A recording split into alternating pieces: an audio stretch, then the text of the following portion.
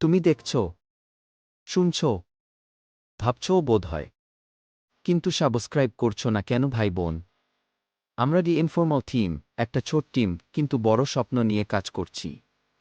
আমাদের কন্টেন্ট শুধু বিনোদনের জন্য নয়, আমরা চাই তোমার চিন্তাকে চ্যালেঞ্জ করতে।